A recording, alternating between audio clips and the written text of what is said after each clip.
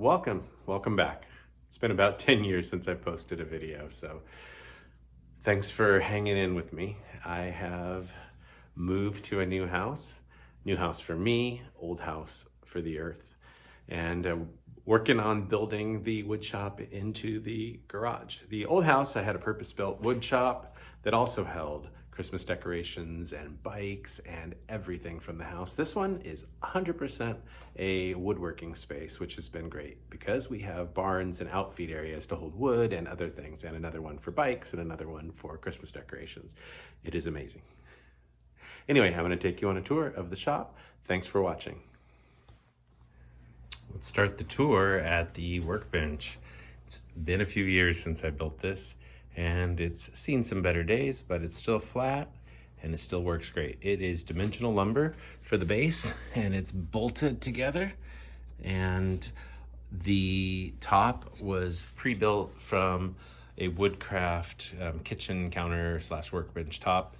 I drilled some dog holes. I installed this vise and some maple in cheeks, and then I have a little stop for when I plane.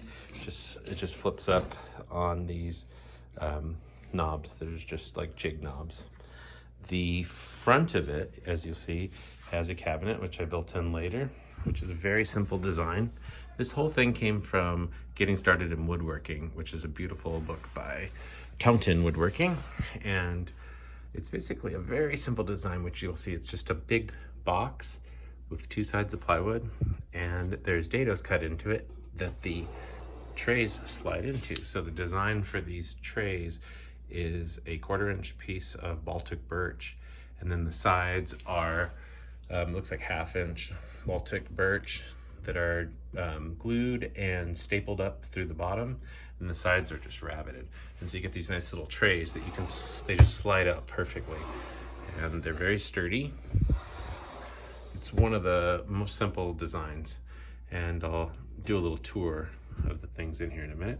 I just added these rollers so I can move the entire workbench just by stepping on this, because where it is a little hard to get around to the other side when the garage door is closed, so I can move it out. This side's not as pretty, but it's functional. So what's on my bench? I keep in my bench my marking tools on the top, a whole nother set of marking tools underneath, which is just some of these antique squares that I have, gauges, squares, angle gauges, and so on.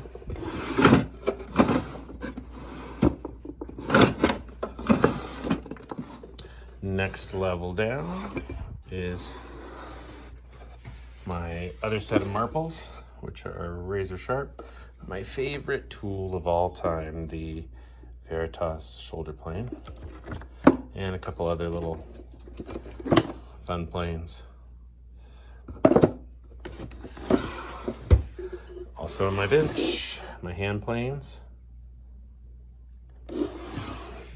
These are, I keep these in old hospital socks.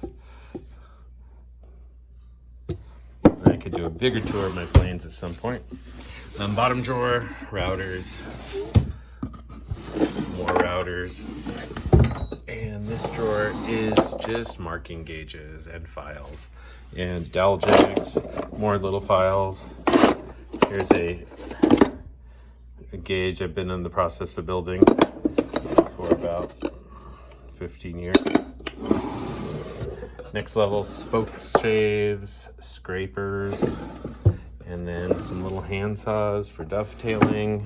And then actually one of my most useful sets is my sanding blocks. Sanding sponges, and a few other little things for sanding. This is an antique Craftsman, I guess vintage is the word, Craftsman tool case I inherited from my wife's grandpa. And I have so many tools because I've inherited his tools and my tools. And it is a great cabinet. I just got files, screwdrivers.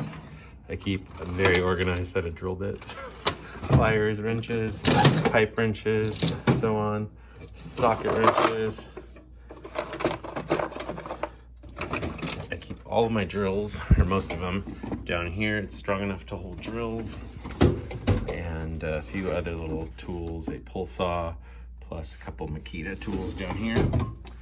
And above it, I have my tool board, which I will build again someday. It's done its job, holds my bench chisels that I use all the time and the hammer I use. But the problem with a wall-built cabinet is that tools on a wall end up being tools on a floor. And then I love this little light. This light came from Grandpa Bill's shop. I hung it up here. And a few of my quick clamps I keep around on this area too. So this wall is not finished. It's just like bare garage wall, which is ugly and spider filled, but I'm just gonna deal with it because it's just a garage. I love my view out of my shop. So moving around the corner, this is my shop sink, which today, sadly, I broke the pipe trying to clean out the sink, so I got a little bit of repair. This is part of what I call the junkiest corner of the shop, an old cabinet that probably was a kitchen cabinet or an original garage cabinet. This garage was built in the 1940s, and I keep mainly my recharging things here.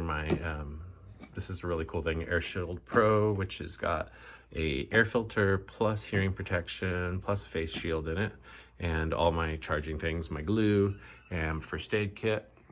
The shop sink is great. This is an old Baraxo dispenser. You know, you gotta get the grime off.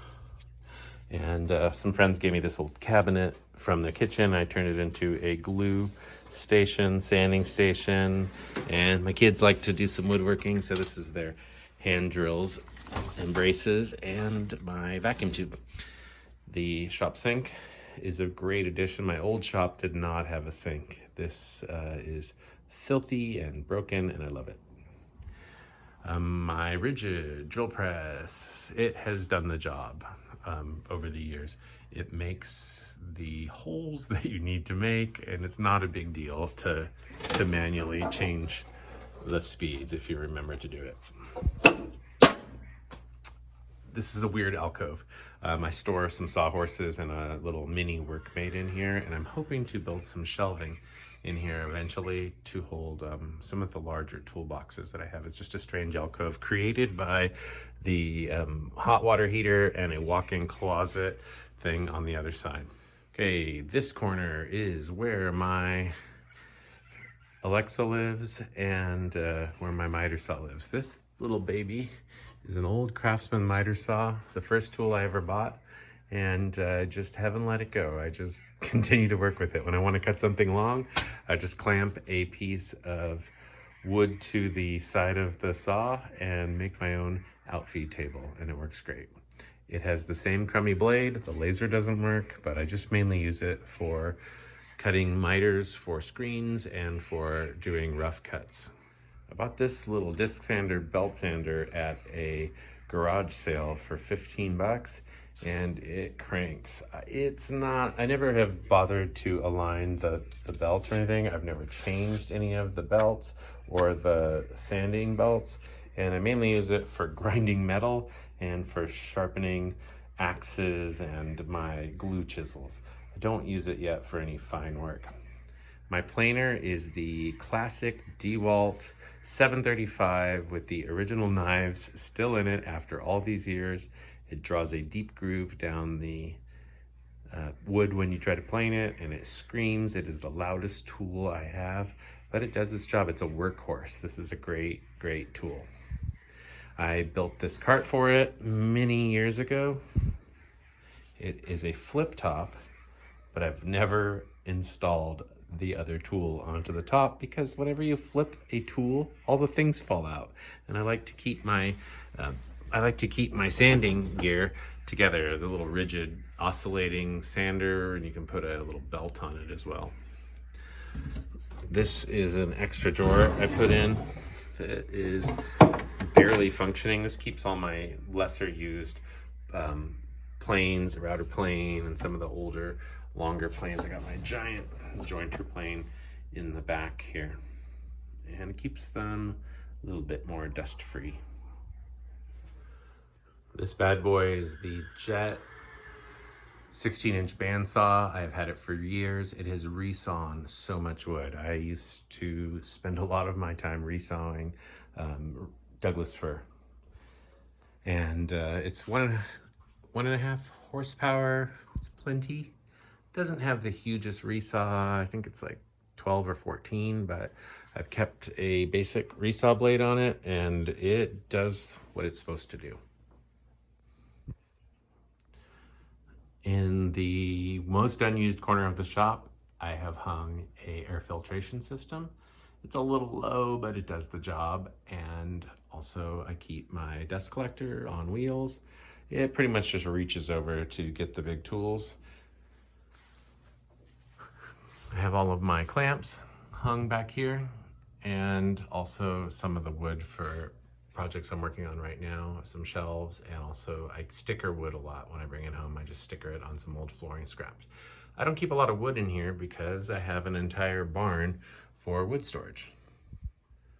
The biggest tool in my shop, which was the most expensive tool in my shop, I've had it for over 10 years with no issues at all, is my saw stop. I think this is the 3 HP saw, and it is a great cabinet saw. I have the 36-inch extension table. They've changed the design now because the single support leg really did not do it, and I constantly have to adjust the alignment here between the outfeed or the extension table and the saw. It needs another good cleaning. I love the fence. It's a great fence, and I think I have a straight cutting blade on it right now, a Freud or something like that. And I can't say enough good things about this saw. No problems with it. I think I had one time a defective blade cartridge, but they sent me a new one. And other than that, I've had no issues, and I still have all of the fingers. The other tool that I keep just in the center of this tiny place is my old Grizzly 586 8-inch jointer. I bought this new from Grizzly. It weighs a ton, and of all the things that happened when I moved my shop, this thing took a beating when I had the movers bring it here, and it lost a couple little set screws and bearings, which threw it off for months. It took me a long time to figure out how to get it back to a good, smooth working condition, and it's still a little more rattly than it used to be. So if I were to move again, I would probably move these tools on my own rather than have the movers move them. And my only downside right now is I have a somewhat sketchy electrical connection into the ceiling, and I need to get that more secure and at the place where this tool is. I've changed my mind about where to set my tools about 20 times. And this little guy, the Festool CT22E, is a workhorse as well. I use this for all of my hand power tools and just general shop cleanup, and whenever I have a project going in the house as well. The only problem I've had is that the outlet has gotten loose over time, so it won't register a tool unless I plug it into a short extension cord. But after 12 years, little problems here and there. I think there's probably a way to replace the outlet. I have a wall of cabinets that were built in when I moved into the shop, and the great thing about them is they hold a lot of things. I keep everything in the cabinets, all of my power tools for hand tools, my Festool sustainers are in there, and my little woodworking library is here. And it's like that all the way down, just full of portable tools and hardware. But the downside of is an old vise and a couple scraps. Look, bare space waiting to be filled. And my circular saw and a tenon jig. The problem with this, though, if I spin around the shop, you'll see, is there is no free wall space in this shop. It is completely covered with cabinetry, other than this one little corner. And then these cabinets are so low that you can't put any of the tall tools there. So really the only space that I had that's a blank wall is over here, which is the one unfinished wall, and right where that drill press is. But there's no real place to like stick a router table. And I do have my workbench up against the garage door, and I do have this space, but I like to have the space available here behind the saw for me to feed through. Uh-oh, bucket down, bucket down. So this is my wood storage slash junk storage area. And I have in here so many things. I just finished putting in a solar system for the barn so I could get rid of some wiring and just keep it offline because it is a just basic garden and junk storage. But this was an old barn for horses, and I need to put in one more light in here over there, but I keep all my lumber in here and my cutoffs and things like that, and my plywood and doors and things like that. So I'm very lucky to have this extra space here, especially in Southern California where we don't have very much extra storage. So this is a great space. In my old shop, I kept all these things in the shop, plus bikes, plus Christmas decorations, and we don't keep any of those things there. And I have the greatest neighbors ever, horses. That concludes my shop tour for today, and I hope you enjoyed seeing the space. Let me know if you have any questions, and thanks for coming back and watching. I will see you whenever I get my act together. Adios.